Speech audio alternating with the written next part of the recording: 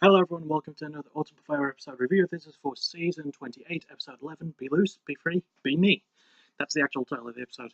So yeah, we have quite a bit to talk about in this one, and it is also the episode of the Coach's Challenge, but we'll get to that when we get to it. So the first thing we start off with is the fight prep for each fighter. Basically, Juan's plan is to stick to what he knows and throw feints as well. They made a very, very specific point of having him throw feints. Whereas for Team Gastelum, it was to teach Maurice Greene, because fighters for this one, Maurice Greene, Juan, Espino, they taught Maurice how to get ready more for a takedown, and they taught Juan sort of like to throw feints and be a bit more aware on his feet, especially for someone who's so much more used to walking forward like Maurice Greene is. So it was actually a very, very smart plan to teach Maurice, teach Maurice that and teach Juan that as well. And then we have a couple of segments before we get to the coach challenge. So first we have the training, and I do have all the notes on my phone as well. It's just there's really not a lot to talk about, surprisingly, for this kind of episode. But first we have the training issues. Basically, Team Whittaker are having breakfast, and they're talking about how much they're not really getting out training, how they feel like they're not training as well as they should have back in their gyms. And at the training session for them at the gym, while they're on the in the jiu-jitsu area, rolling around trying to learn like submissions and defense and all that stuff, there's a couple of other fighters sparring, and Whittaker notices this and basically has them all sit down and tells them like, "I have complete faith in my coaching staff. I'm paraphrasing and I'm not exactly getting everything right, but this is basically what I said. I'm relying fully on the coaching staff, and it's not fair to have them work twice as hard in the same area." And I'm like, well, yeah, he has a good point. Then he said, "Well, if you're booking all this training, you clearly don't need me, a frickin' world champion, to teach you what you're doing wrong." And I was like, bars, peng bars, baby. And yeah, Whittaker made a lot of good points. And the fighters apologized for sparring in the jiu-jitsu area. And then Whittaker told, and then one of them asked, "Is it okay if we spar in the cage?" And Whittaker says, "You can spar wherever you want as long as you don't get in our way while we're doing this." And it was sort of like an agreement, but not really. But yeah, it was a nice sort of touch. However, a bit later on, there was another practice session for Team Whittaker, and they went to the gym sort of on their own. I think it wasn't as many members. I think it was like 5 or 6 of the team members out of the 8, and they went there to train things that they were more comfortable with. They did a lot of sparring, and a couple of fighters said that they hadn't done sparring since they got in the house, so they hadn't done sparring for like 6 weeks. And I mean, yeah, that's gonna put a bit of strain on you if you can't practice what you're naturally good at.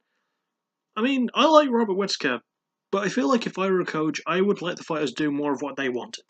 Especially considering that most of these fighters aren't in the finale anyway, so they can train however they want. They don't specifically have to do everything just because one fighter has got to fight in this episode is doing it that way. And it's just, like, in a way I agree with Whittaker, because he is a world champion, he's a damn good fighter, and I think he's a good coach, but at the same time I do not fully agree with him, because I can see both sides of an argument, and which is just the kind of guy I am. I'm not typically a black and white sort of person. It's just not me. I mean, I'm wearing a very, very dark grey shirt with Batman on it at the moment, so that should tell you about my morality, my moral compass. And after this, we had a wee bit of drama, so we did. So the fighters were having a bit of a chill, and they were watching UFC 227. And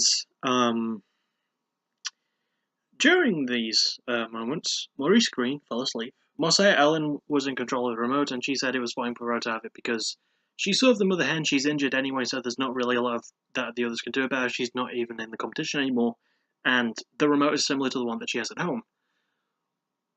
And Maurice Greene falls asleep, and they get to the main event of UFC 227, which was Cody Garbrandt versus TJ Dillashaw 2 for the bantamweight title. And there was a promo for Khabib Nurmagomedov versus Conor McGregor before their fight. I think it was at that event or a different one. I don't fully remember. But during that promo, Maurice Greene suddenly woke up after the promo was over because Marseille likes to skip past the promo and get to the main event, much like I do because we're both sensible human beings. And Maurice woke up and took offense to it. He took offense to the fact that he was asleep during that and asked Marseille to rewind it. And Marseille already rewound it once after she skipped the promo so everyone else could watch it. So, but the weirdest thing is, Juan Espino, who was sitting on like a couch the opposite end of Maurice, was actually agreeing with Maurice and saying that Marseille was being selfish. And a lot of the fighters were actually picking on Marseille in this moment. I didn't like that. I thought she was being reasonable, you know? If you missed the promo because you were asleep, then you're clearly not interested in the event and you shouldn't be watching it. Like, that's me saying that, not Marseille, but she did have that sort of wavelength, and then there was more tension between Marseille and Maurice Greene, especially. And it was just like, Maurice Greene hadn't even been drinking. He'd been, like, he had a drink when he woke up around that time, but he hadn't been drinking before, and he'd just gone to sleep. So he just started some bullshit with Marseille over something that he really shouldn't have started bullshit over, and oh man. I can get most of the drama up until this point, but this was one of those cases where there was absolutely no fucking need for it. Like, I want to like Maurice Greene more than I do, but he needs to just stop being such a douche. Like, he's the most interesting fighter in the house, but he's also the biggest dickbag, and it's sort of hard to garner sympathy for that. But yeah. And anyway, later on, he goes out back, goes around the side of the house, and he has a cigarette, and Ben Sassoli is with him. And as he's smoking, the coaches come in and say, "Do you do that before fights?" And Maurice says, "I've been smoking my whole career." And Maurice does sort of find out that it was Marseille that outed him. And I feel like that was fair that Marseille did that. But then again, because Maurice has been smoking his whole career, it's not something that bothers anyone typically a whole lot. But it's just a little segment I wanted to put on there to showcase how much tensions were building between Marseille and Maurice. So yeah, it was just really unnecessary for Maurice to have gone off like that, especially Juan. And it was weird seeing like Justin Frazier saying, "Oh yeah, Maurice is totally sticking up for our entire team." But Marseille is on the same team as you, Justin. Even Penny said that. Penny said, "Oh, Maurice is sticking up for our team." Marseille is on the same fucking team as you. She's wearing the same colours. What, you think just because she's injured she won't try and kick your ass? Because I know I would. And I have nothing, like, this was probably trying to just start drama, but what it did was make me more sympathetic towards Marseille, who's been, okay, in terms of the female fight, she hasn't been through the worst, but I know having an injury and having to go through this bullshit for no fucking reason, I just don't agree with it, and it didn't really sit right with me. So, yeah. Anyway, next is a much happier one, because we get to talk about the Coach's Challenge. Yes, and we have a little bit of a first this time, because it's the first time that a medal is being awarded to whoever wins the Coach's Challenge. And it was at the UVLA, I think it was. Hang on, it's right here. ULV. The University of Las Vegas. They went around the track, and they had to do a 5K race, or 13 laps, around. And Whittaker, who is a lot more used to running than Gastelum is, Gastelum's used to sprints, but Whittaker's used to running a bit longer. Whittaker won pretty easily. There was even a point where he lapped Gastelum, mostly because Gastelum had to take a break and throw up on the grass on the side. Because of how fucking knackered he was, and I don't blame him. As someone who's done that before, like back in school, it is not a pleasant feeling. I didn't throw up, but, well, I did throw up, but that was for a completely different one. 2 different Olympic events, different stories. Not going to tell them because no one cares.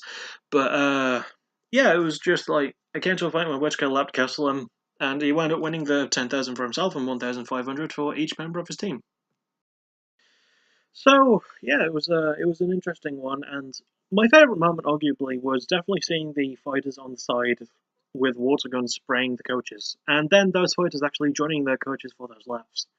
Even though, one thing I did like as well was even though Whittaker won by that point, Kelvin didn't want to give up because he still had 2 more laps to go, and he actually did them. So, yeah, it was just a really, really cool thing for him to say that he was not going to give up like that.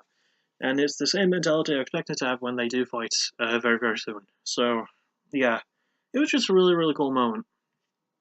And then we get to the fight itself between Juan Francisco Diego Espino, or however you say his name, against Maurice Greene. And Juan won by submission in round 1, even though Wikipedia for some reason has it listed as a technical knockout. It wasn't that. So basically, yeah, Juan stuck to his face for this fight.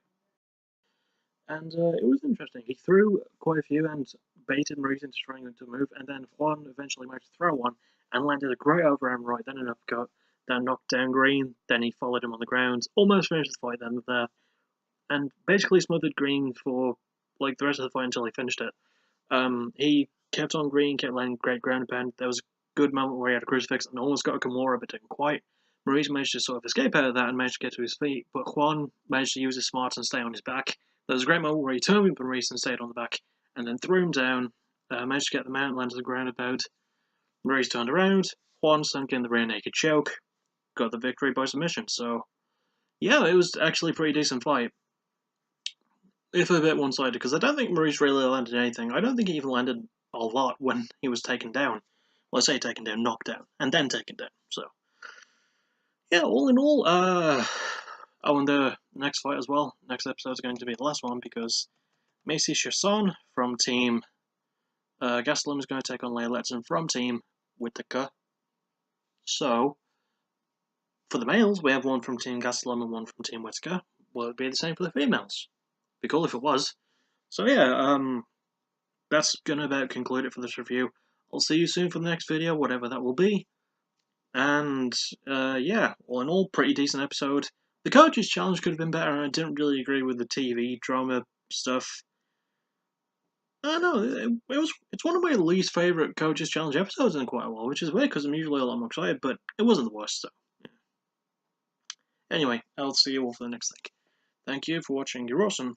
Bye.